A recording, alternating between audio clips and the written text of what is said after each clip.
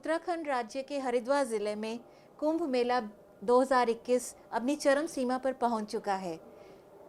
हरिद्वार की नीलधारा पर चंडी द्वीप में एक बहुत ही महत्व रूप में मीडिया सेंटर इस्टेब्लिश किया गया है, जिसमें आईटी सेटअप विविध इंडिया की तरफ से है। और इस मीडिया सेंटर में एक तरफ तो किनारे पर गंगा की धारा बह रही है और उसके अंदर ही योग की धारा भी अपने पूर्ण स्वरूप में बह रही है। नित्य प्रति यहाँ सुबह यहाँ के स्पेशल स्टूडियोज़ में योग गुरुओं द्वारा सबको योग की शिक्षा दी जा रही है। इसी क्रम में आज हमारे बीच स्टूडियो में उपस्थित हैं कुंभ nodal officer Manoj Srivastava ji. Sir, आपका स्वागत है हमारे स्टूडियो में।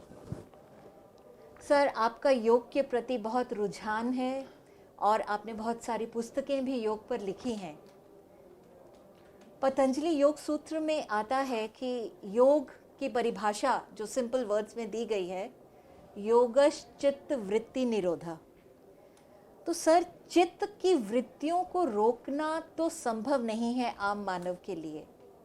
मेरे जैसे लोग जो सुबह से शाम तक संसार में ही अपना जीवन व्यतीत कर रहे हैं, तो आप क्या सूत्र देते हैं, किस तरह योग द्वारा चित्त की वृत्तियों को जो तरंगे उठती ही रहती हैं उनको शांत किया जा सकता है? ऐसा है कि योग के बारे में पतंजलि ने अष्टांगिक योग की बात की है, तो उन्होंने समाधान दिया है। अब प्रश्न है कैसे होगा। ऐसा नहीं कि उन्होंने आव्यवहारिक समाधान तो दिया नहीं होगा भाई। पतंजलि जब अष्टांगिक मार्ग उन्होंने बताया, अष्टांगिक योग की बात बताया, अष्टांगिक योग में अभी तक प्रासंगिकता के संदर्भ में है, तभी तो चर्चा हो रही है। अब जी जी जी जी अगर प्रासंगिक ना होता तो नष्ट हो गया होता। चर्चा है। अच्छा, अब देखिए, जो चित्त वृत्तियों का निरोध ही योग है। तो चित्त का मतलब होता है मन, और मन एक आत्मा का एक पार्ट है। तो अब देखिएगा कि मन में जितनी एक मैलापन होता है, जितनी निगेटिविटी होती है, वही निगेटिविटी हमको परेशान करती है, और उसी निगेटिविटी से हम कहते हैं कि नहीं हो सकता है। तो सीधा सा अर्थ है, निगेटिविटी समाप्त कर लीजिए तो वह संभव है। हाँ जी, नकारात्मकता समाप्त करिए तो वह संभव है। बहुत सही। अच्छा सर, सक्सेसफुल करियर में डिसीजन मेकिंग एक बहुत इम्पॉर्टेंट पार्ट है। आप खुद एक सक्सेसफुल हैं, उत्तराखंड राज्य के एक महत्वपूर्ण अधिकारी हैं, यहाँ कुंभ मेला के नोडल ऑफिसर हैं। तो अक्सर यूथ्स में, स्पेशली स्टूडेंट्स को ये प्रॉब्लम आती है कि राइट टाइम पे राइट डिसीजन कैसे लिया जाए। तो ऐसे में आप दर्शकों को क्या एडवाइस करेंगे, राइट डिसीजन मेकिंग में किन चीज़ों का ध्यान रखना चाहिए? ऐसा कि योग से हमारी, जो आपने वृत्तियों की बात की, एक्चुअली वृत्ति एटीट्यूड है। तो वृत्ति क्या है, जब किसी तालाब में किसी कंकड़ को फेंक दीजिए तो एक तरंगे बनती हैं, वह उसका ओरा बनता है। इसी प्रकार से हमारे शरीर का भी एक ओरा होता है, जिसका 20 आधार होता है। थॉट अर्थात विचार का जो वाइब्रेशंस होती हैं, जब आप थॉट करती हो तो एक पूरा एक तरंगे आसपास झंझनाहट, एक वाइब्रेशन बनेगी हो। तो जिस प्रकार का विचार एटीट्यूड होगा, वैसी तरंगे बनेंगी। अब कहते हैं कि ये इंफॉर्मेशन पे आधारित है। तो जैसी इंफॉर्मेशन होगा वैसा आपका थॉट विचार होगा, वैसा एटीट्यूड होगा, वैसा वाइब्रेशन होगा, वैसा आउटपुट होगा। तो अब इंफॉर्मेशन में खाली बहुत चीज़ है। कैसे खा रहे हैं, कैसे बोल रहे हैं, क्या देख रहे हैं, किससे मिल रहे हैं, मतलब सब कुछ क्या कर रहे हैं, क्या आपका वातावरण है, वो सब इन्फॉर्मेशन है। तो कहने का मतलब, आप निगेटिव खा रहे हैं, पी रहे हैं, बोल रहे हैं, देख रहे हैं, सुन रहे हैं, पूरा जीवनचर्या ही हो, तो आपका वो वृत्ति जो है, एटीट्यूड और वाइब्रेशंस ठीक होगा। अच्छा, जब आप पॉजिटिव हो जाओगे तो आपका अच्छा, एक थॉट मैनेजमेंट की बात है इसमें। तो एक प्रिंसिपल है कि जितना तेज थॉट चलेगा, उतना हमारी डिसीजन लेने की क्षमता समाप्त होगी, कम होगी। जितना शांत होइएगा, कूल होइएगा, स्लो चलेगा, उतना बेस्ट डिसीजन हो पाएगा। तो पहला हमारा एक मोटो होना चाहिए, किस प्रकार से अपने थॉट की संख्या की गति, कर रही है। एक तो एक उसकी मात्रा होती है, क्वांटिटी होती है, क्वालिटी होती है, दोनों आप ठीक करिए तो वह समस्या पावर टू डिसीजन आप कर तो लोगे एक रेट थॉट की क्वांटिटी और क्वालिटी क्वालिटी दोनों दोनों पे चीज ध्यान महत्वपूर्ण रखना है। है। जी जी जी। कहते हैं 1 मिनट में शायद आम आदमी लगभग 32 विचार ले लेता है, इतनी बात सोच जाता है। ऐसा ऐसा है कि उसमें एक इम्पल्सेस होती है, इसकी एक टेस्ट किया गया है। जी सर। तो कहते हैं एक अल्फा थॉट होता है, अल्फा थॉट रिलैक्स मूड होता है। ओके। अब इसी अल्फा थॉट को अगर बेस मान ले, इसके पहले आता है थीटा थॉट। थीटा थॉट थोड़ा और आप स्लीपिंग की अवस्था में आ रही हैं, जी जी। उसके ऊपर डेल्टा थॉट होता है। अच्छा अच्छा। डेल्टा थॉट गहरी निद्रा की अवस्था होती है, थॉटलेस अवस्था तो असंभव है, असंभव है। असंभव है। तो ये लगभग 4 इम्पल्सेस होती हैं वहाँ डीप में। जी। तो डेल्टा से थीटा, थीटा से अल्फा, अल्फा रिलैक्स हो गया और सोने की मुद्रा और डीप डीप। अच्छा, अब अल्फा से अब बीटा, बीटा जब जाओगे तो एक जो हम लोग की आम दिनचर्या, जो हम लोग बहुत मतलब टेंस माहौल में काम कर रहे हो, बीटा थॉट। लेकिन अब बीटा प्लस गया, बीटा प्लस का मतलब 30 थॉट, एक मिनट में 30 थॉट पे बीटा थॉट हुआ। तो सर ये सब थॉट्स कैसे लाना है? मतलब योग स्ट्रेस बस्टर है, Yes. सब लोग कह रहे हैं, पर किस तरह? अब मैं एक जर्नलिस्ट हूँ, तो सुबह से शाम तक हमेशा अलर्ट रहना है, क्या हैपनिंग हो तो, गई है, तो कैसे? इसका कोई स्टूडेंट है, कोई प्रोफेशनल है, तो एक मूल मंत्र दीजिए। थॉट मैनेजमेंट है। अब थॉट मैनेजमेंट कहते हैं कि जैसा सुबह आपका स्टार्ट करोगे वैसा दिन ही भर पूरा दिन चलोगे। चलेगा। जी। ब्लॉटिंग पेपर है दिमाग में, जो आपका कहते हैं कि जो अच्छा, अगर मान ली सुबह दिन में अच्छा गाना आ गया तो दिन भर निकलेगा, कहीं कुछ मूड ऑफ हो गया तो दिन भर मूड ऑफ होगा, सुबह अच्छा निकलना चाहिए। अब प्रश्न है, सुबह सुबह के लिए रात को ही प्रयास कर देना चाहिए, रात को ही तैयारी कर जल्दी देना चाहिए। सोए कि सुबह उठेंगे? नहीं, तो अच्छे थॉट लेके सो, तो वो ठीक जो बात। थॉट लेके सोओगे उसकी ठीक। तैयारी वो वैसे सुबह लेके उठोगे, ठीक, फिर ठीक वैसे बात। तैयारी कर लो, वैसे दिन चालू हो जाएगा। वही कहते हैं जी, वो बहुत सुबह। बड़ी बात इन्होंने कही कि अगला दिन अगर मुझे अच्छा बिताना है तो पहले दिन की तैयारी ज़रूरी है।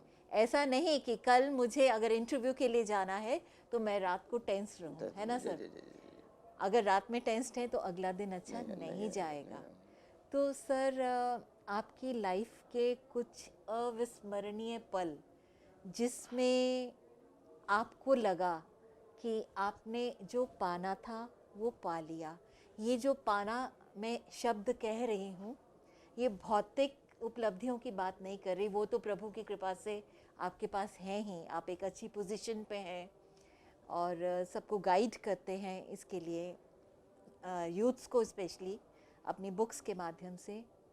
सर कोई ऐसा पल जब आपको लगा हो कि हाँ, वो जो एम है हर व्यक्ति का, शांति, वो मैंने पा लिया है, अब मेरी ज़िंदगी में तनाव या भाग दौड़ खत्म हो गई है, तो वो हमारे दर्शक सुनना ऐसा है कि चाहेंगे। जो आप एकदम कंटेंटमेंट फुल संतुष्टि की अवस्था तो खैर एक मतलब समाप्त हो जाएगा, वैसा हो नहीं सकता, दुनिया में रह के हो भी नहीं सकता। एक इसके स्टेजेज, नियर टू दैट हाँ स्टेजेज हैं। स्टेजेस। तो स्टेज की तरफ आप देखो, हमारा फिलॉसफी सब्जेक्ट भी रहा है, इस पर मैं शुरू से इस विषय में वर्क कर, जब तक आप जीवन में धारण नहीं करिएगा जी। तब तक आप कितना थ्योरेटिकल पढ़ो, कितना भी आप क्लास करिए, कितना भी आप कुछ भी कर लीजिए, वो आपको फायदा नहीं करेगा। प्रैक्टिकल तो करना करनी ही है। पड़ेगा। मतलब धारणा, धारणा। मतलब जो जैसे कहते हैं कि कोई भी किसी को आप अष्टांग योग उपदेश में भी देते जी, हो जी। तो पहले उसको धारण करो। जी, जी, धारण करोगे, अच्छा कहते हैं आपको कोई सुनना नहीं पसंद करता, देखना पसंद करता है। हाँ, अच्छा, जब धारण करोगे उसमें क्या लाभ होगा? एक तो स्वयं को लाभ होगा, दूसरे को भी लाभ होगा। जी, जी। तो कहते हैं कि शिक्षा देने से पहले आप किसी को मतलब कि शिक्षा देनी है तो पहले स्वयं को शिक्षा दो, पक्की बात। तभी हम शिक्षा दे बदलेंगे पाओगे तो। आप। जी। तो इसमें ये है कि आप अपना जीवन शैली पूरा जो है एक मेंटेन कर लोगे। अब इसमें आपने पूछा कि कंटेंटमेंट का, तो कंटेंटमेंट का आप देखिएगा कि उसमें देखिए एक आईक्यू होता है। आईक्यू जनरल कैलकुलेटिव नॉलेज होता है और जिसके माध्यम से हम लोग कंपटीशन बीट कर जाते हैं। कंपटीशन फिर ईक्यू होता है, इमोशनल इमोशनल क्वोशेंट। क्वेश्चन। तो इमोशनल क्वोशेंट भी बहुत जरूरी है। इमोशनल क्वोशेंट इमोशंस के समझने परखने, हमारी भावना को समझने की क्षमता, आपकी भावना, ये इमोशनल क्वोशेंट करते हैं। जी। तो इसके बाद होता है स्पिरिचुअल क्वोशेंट। तो SQ SQ स्पिरिचुअल कोशेंट, ये हैप्पीनेस कोशेंट इंडेक्स वही है।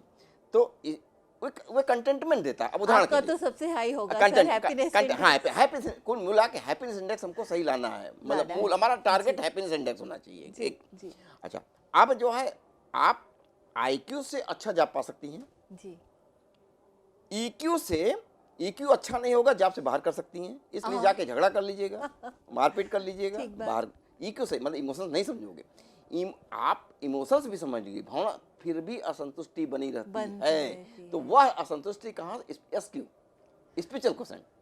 तो स्पिरिचुअल कोशेंट वो बताए ना, पूरा एक पूरा जीवन वे कहते हैं, फिलॉसफी वे ऑफ लाइफ है। तो आपका कहने का मतलब कि अगर स्पिरिचुअल क्वोशिएंट मेरा ठीक है तो happiness and EQ consciousness और IQ सब ठीक ही ऑटोमेटिक हो रहेंगे जाएगा। और हैप्पीनेस इंडेक्स ऑटोमेटिक आ बहुत जाएगा, खूब, ऑटोमेटिक आ जाएगा। बहुत खूब। तो ये अध्यात्म स्पिरिचुअल क्वोशिएंट माने अध्यात्म से जुड़ना, धर्म से नहीं। धर्म तो केवल बाहरी एक रिचुअल्स का नाम है।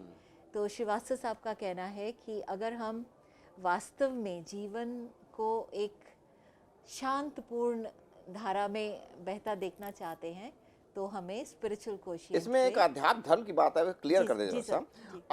अच्छा, अध्यात्म सबको जब तोड़िएगा तो आत्मा की अधिकता, अध्यात्म बना है वो। जी। तो आत्मा को भूल गए हैं, शरीर पे ज्यादा फोकस कर रहे हैं, जीवन निर्वाह का माध्यम शरीर बना लिए हैं, आत्मा के बारे में सोच भी नहीं रहे हैं, तो आत्मा के निर्वाह के लिए प्रयास भी नहीं कर रहे हैं। जो अच्छे थॉट हैं, अच्छे विचार हैं, परोपकार हैं, वो आत्मा के थॉट हैं। तो जब आत्मा के थॉट, आत्मा पे फोकस, आत्मा के निर्वाह की बात आप नहीं करिएगा तो समस्या क्या? बैलेंस हो पड़ा रहेगा। तो अब इसके बाद आत्मा का संबंध मन से है, मन का संबंध मनोबल से है। तो उसी से acceptance, power to acceptance, power to tolerate, power to adjustment, power to decision, power to discrimination, सब कुछ आ गया, पावरफुल हो गए आप, कुछ आ गए। तो स्पिरिचुअल में तो अनंत पावर है। असली पावर तो यही है कि मैं सबको एक्सेप्ट कर सकूं। बहुत सही, आपने बहुत अच्छा ये मूल मंत्र दिया सर, और बहुत बहुत धन्यवाद हमारे स्टूडियो में आने के लिए। हम आगे भी आपके जो फ्यूचर प्रोजेक्ट्स आएंगे उनके बारे में सुनना चाहेंगे। Thank you so much.